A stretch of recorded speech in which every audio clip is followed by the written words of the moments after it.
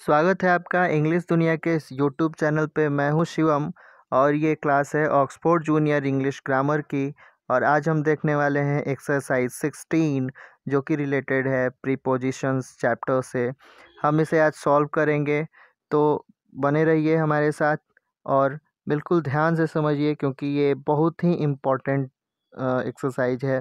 मुझे बहुत सारे मैसेजेस मिले थे, कमेंट्स मिले थे कि सर आप एक्सरसाइज 16 बता दीजिए, क्योंकि यूट्यूब पे ये एक्सरसाइज कहीं सॉल्व ही नहीं है जो प्रीपोजिशन से रिलेटेड है। तो आइए शुरू करते हैं एक्सरसाइज 16 को सॉल्व करना।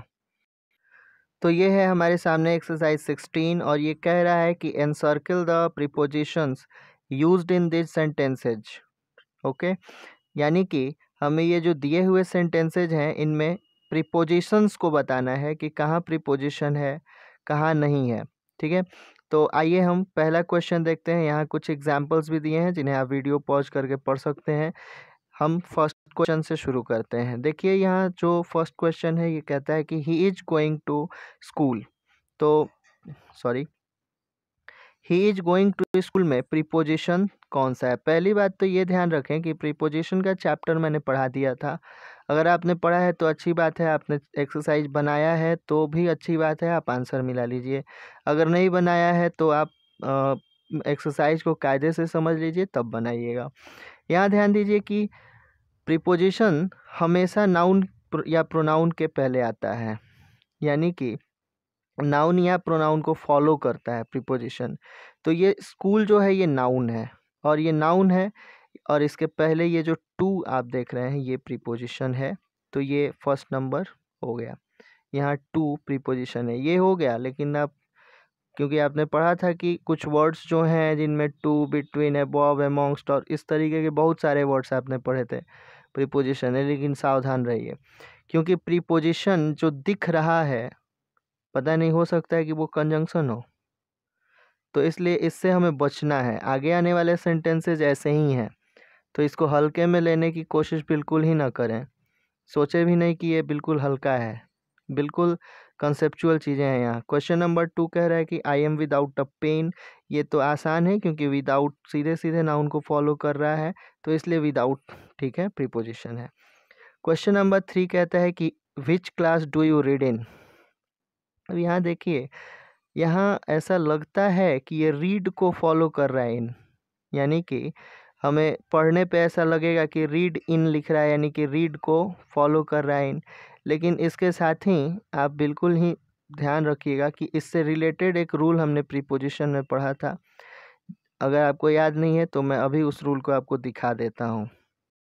हाँ, तो ये रहा वो रूल जो कह रहा है कि प्रीपोजिशन प्रायः नाउन, प्रोनाउन या नाउन इक्विवेलेंट के पहले आता है, लेकिन कुछ परिस्थितियों में इसका प्रयोग सेंटेंस या क्लॉज के अंत में होता है। तो यहाँ ध्यान दीजिए कि यहाँ क्वेश्चन जो सेंटेंस लिखा हुआ है उसमें एट सबसे लास्ट में यूज होता है, फॉर हुआ है, इन भी यूज हुआ है, लास्ट में यूज हुआ है।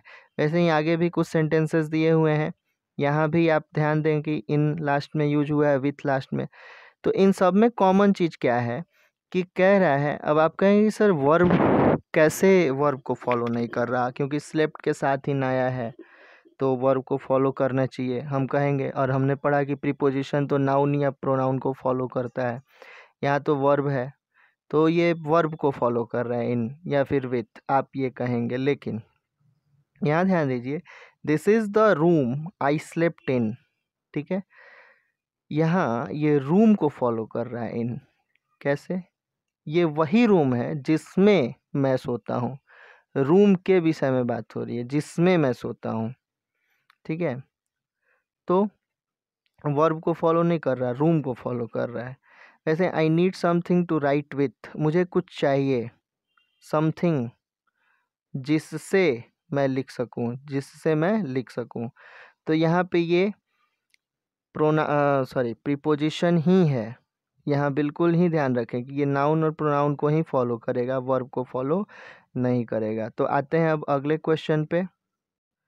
वैसे ही ये question number 3, which class do you read in, जैसे अभी हमने देखा है एग्जाम्पल्स को, तो यहाँ पे क्लास को फॉलो कर रहा है इन, न कि रीड को फॉलो कर रहा है, ये ध्यान रखें। तो लास्ट में भी अगर इन, एट, अबाउट ये सब कुछ भी आ रहा है तो आप थोड़ा सा दिमाग लगाइए, वो प्रीपोजिशन होगा। अगला क्वेश्चन है Ram and Shyam will do it. Question number 4, यहाँ ध्यान दीजिए, यहाँ कोई प्रीपोजिशन है ही नहीं। आप कहेंगे सर एंड है, and is not a preposition, it is a coordinating conjunction. Okay, तो एंड जो है ये एक कंजंक्शन है, न कि प्रीपोजिशन है, ये बिल्कुल ध्यान रखेंगे। अब ये क्वेश्चन हो सकता है कि सर कंजंक्शन तो पता नहीं है, तो आप कंजंक्शन मैंने पढ़ाया है, इसके चैप्टर्स मैं इसमें इंक्लूड कर दूंगा डिस्क्रिप्शन बॉक्स में, आप वहाँ जाके देख सकते हैं, पढ़ सकते हैं। राम और श्याम को जोड़ने का काम कर रहा है एंड, तो इसलिए and is a conjunction not a preposition. Is it clear? Okay okay. Question number 5, if you come I shell help you.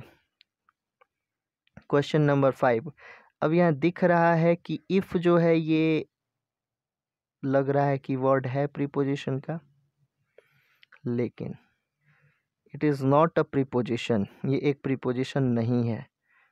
क्यों? क्योंकि कंजंक्शन जो है वो क्लॉज को जोड़ता है।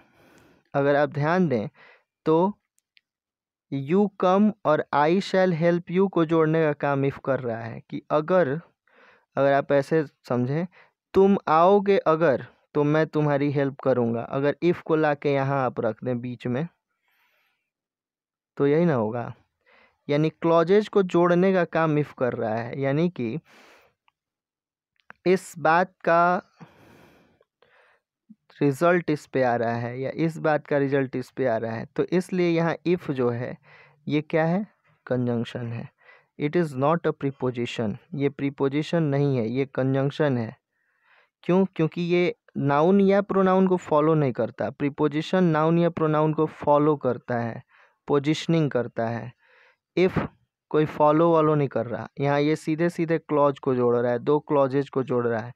अगर तुम आओगे तो मैं तुम्हारी हेल्प करूँगा, ठीक है? अगर तुम आते हो तो मैं तुम्हारी हेल्प करूँगा, तो ये क्लॉज हो गया, तो क्लॉजेज को जोड़ रहा है इफ, तो इसलिए ये कंजंक्शन है, न कि प्रीपोजिशन है।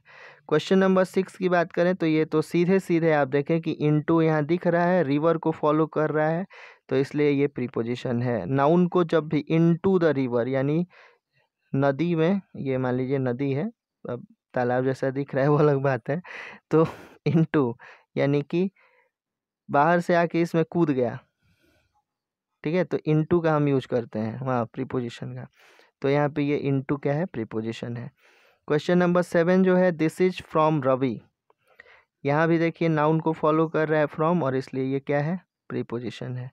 Question number 8, I have no money for you. Okay, जब उद्देश्य के लिए हिंदी उसके निकले, ठीक है ना, तो फॉर क्या हो जाएगा? प्रीपोजिशन हो जाएगा। मेरे पास तुम्हारे लिए पैसा नहीं है, तो ऐसे में फॉर क्या हो जाएगा? प्रीपोजिशन हो जाएगा। अगला क्वेश्चन जो है वो कहता है कि he came at 4 o'clock। At 4 o'clock noun है ये, तो इसलिए एट क्या हो जाएगा? प्रीपोजिशन हो जाएगा। ये प्रीपोजिशन है, नाउन को फॉलो करता है। माय फादर केम बाय बस, नाउन को फॉलो कर रहा है बाय, इसलिए ये प्रीपोजिशन है। The fan is over my head, my head मेरे सिर के ऊपर, नाउन है, और ओवर क्या हो गया ऐसे में? अरे माई प्रोनाउन हो गया और हेड क्या हो गया? सॉरी सॉरी सॉरी, माई जो है ये एडजेक्टिव हो गया, यहाँ प्रोनाउन नहीं है, सॉरी। ये नाउन को फॉलो कर रहा है लेकिन ओवर, ध्यान रखें, तो ओवर प्रीपोजिशन है। Question number 12, wait for me, यहाँ प्रोनाउन को फॉलो कर रहा है और इसलिए क्या है? प्रीपोजिशन है। क्वेश्चन नंबर 13 की बात करें तो यहाँ सीधे सीधे देख लीजिए, ध्यान रखिए, बिटवीन रवि एंड मोहन को फॉलो करता है। He is between Ravi and Mohan, इसलिए ये क्या है? प्रीपोजिशन है। He is between Ravi and Mohan. अगला है he has been absent since January. अब यहाँ एक चीज़ ध्यान रखिएगा कि सिंस कभी कभी प्रीपोजिशन होता है और कभी कभी क्या हो जाता है कि ये कुछ दूसरा हो जाएगा, समझ में ही नहीं आएगा कि क्या हो गया भाई, प्रीपोजिशन हम बना रहे थे और अचानक से कुछ और आ गया। यहाँ तो खैर ये प्रीपोजिशन है, लेकिन और क्या हो सकता है? अगर ये प्रीपोजिशन नहीं होता तो और क्या हो सकता था। तो ये प्रीपोजिशन के अलावा मान लीजिए एक सेंटेंस है आपके पास, we shall go since you desire it. We shall go since you, since मैं थोड़ा सा लिखने की कोशिश करता हूँ, सिंस यू डिज़ायर इट। अब यहाँ ध्यान दीजिए, आई शैल गो एक क्लॉज हो गया, मैंने वो नहीं लिखा है यहाँ पे, आप सुन लें। वी, हाँ, आई शैल या वी शैल गो, आई शैल गो या फिर वी शैल गो, ये एक क्लॉज हो गया। सिंस यू डिज़ायर इट अगर हम कह रहे हैं तो इसका मतलब क्या हो गया कि ये यू डिज़ायर इट जो है ये एक और क्लॉज हो गया, और क्लॉजेज को जोड़ने का काम कौन करता है, कंजंक्शन करता है। तो वैसे में वहाँ जो होगा वो सिंस कंजंक्शन हो जाएगा। यहाँ ये प्रीपोजिशन है, क्यों, क्योंकि ये नाउन को फॉलो कर रहा है, जनवरी को फॉलो कर रहा है सिंस, इसलिए यहाँ ये प्रीपोजिशन है। अगला है मे आई कम इन, क्या मैं अंदर आ सकता हूँ, क्वेश्चन नंबर 15। अब यहाँ इन क्या प्रीपोजिशन है, नहीं, ये प्रीपोजिशन नहीं है, इट इज़ एन एडवर्ब, ये एडवर्ब है। हाउ, तो इसका आंसर ये है कि ये कम को फॉलो कर रहा है। क्या मैं अंदर आ सकता हूँ, ठीक है, अंदर, यहाँ सेंस जो है चेंज हो गया। क्या मैं अंदर आ सकता हूँ यानी कहाँ आ सकता हूँ, तो अंदर, यानी वर्ब का ये विशेषण बता रहा है, इसलिए इन जो है ये एडवर्ब हो गया। अब इसकी जगह अगर कोई और सेंटेंस होता है, जैसे the children is in the garden, okay, the children is in the garden, ये इन का कहाँ यूज होता, इन द गार्डन अगर होता तो यहाँ पोजिशनिंग हो रही है, पोजीशन बता रहा है। बच्चा कहाँ है, बच्चे कहाँ हैं, बच्चे हैं गार्डन में, तो ये पोजिशनिंग, जब पोजिशनिंग बताए तब प्रीपोजिशन होगा, ठीक है। तो यहाँ ये पोजीशन बता रहा था तो प्रीपोजिशन होता, लेकिन यहाँ ये नहीं है, क्यों, क्योंकि यहाँ पे ये कम को फॉलो कर रहा है। इन, क्या मैं अंदर आ सकता हूँ, तो ऐसे में ये इन क्या हो जाएगा, एडवर्ब हो जाएगा, न कि प्रीपोजिशन हो जाएगा। इम्पॉर्टेंट है, बिल्कुल ध्यान से समझिएगा। वैसे ही अगर एक और सेंटेंस है, the cylinder is in the kitchen, ठीक है, in the kitchen,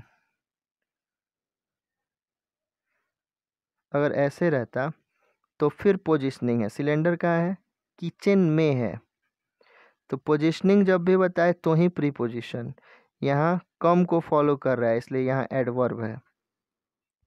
question number 16 की अगर हम बात करें तो यहाँ ध्यान दीजिए, I could not come before, यहाँ बिफोर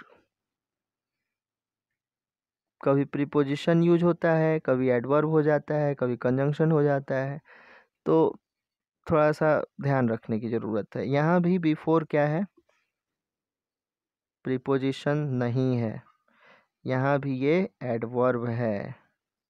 कैसे, तो ये कम को फॉलो कर रहा है बिफोर, यानी कम को फॉलो कर रहा है। I could not come before, मैं पहले नहीं आ सकता था, पहले नहीं आ सकता था, तो ऐसे में यहाँ पे ये बिफोर क्या हो जाएगा, एडवर्ब हो जाएगा।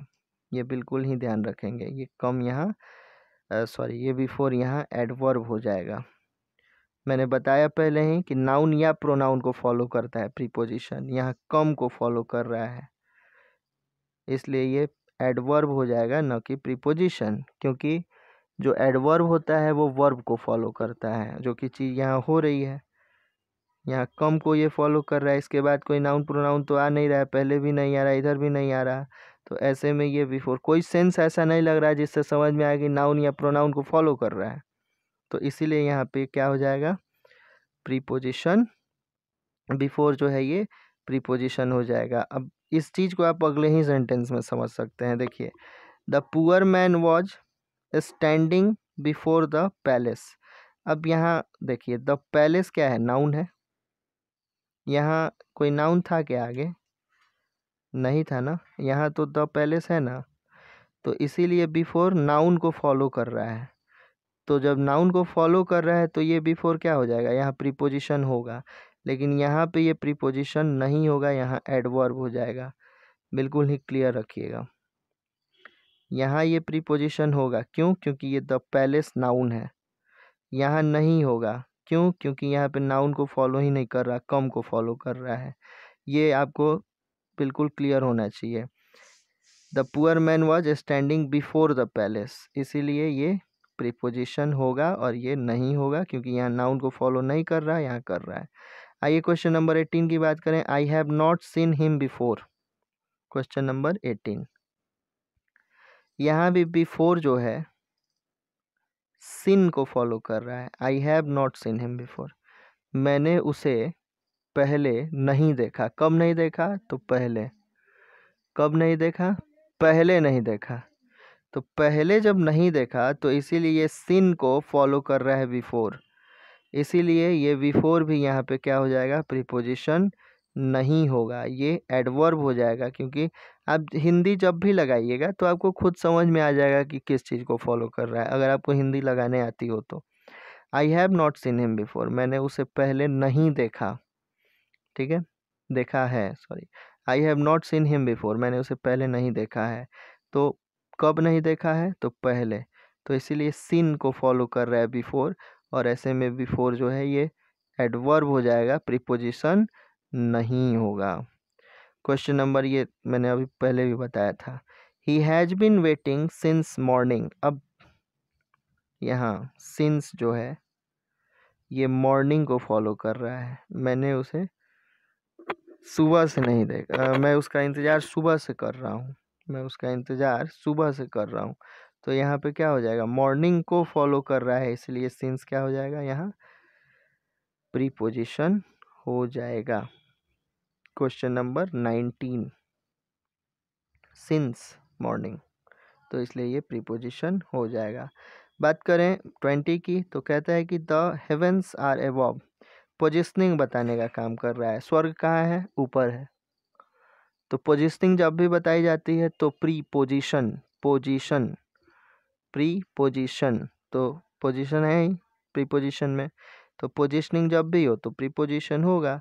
हेवेंस की बात हो रही है, हेवेंस को फॉलो करता है अबव, और ऐसे में अबव क्या हो जाएगा, प्रीपोजिशन हो जाएगा।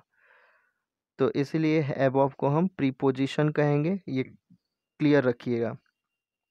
तो आज के लिए इतना ही। आपको वीडियो अच्छी लगी हो तो आप लाइक करें, चैनल अच्छा लग रहा है तो सब्सक्राइब करें। मैं उम्मीद करता हूँ कि मैं आपकी अपेक्षाओं पे खरा उतर रहा हूँ। अगर आपको प्रॉब्लम हो रही है तो आप कमेंट बॉक्स में ज़रूर बताएं कि आपको क्या प्रॉब्लम हो रही है। मैं अगले वीडियो से उसको और अच्छे से समझाऊंगा और अच्छे से सॉल्व करने की कोशिश करूंगा। आज के लिए इतना ही, धन्यवाद।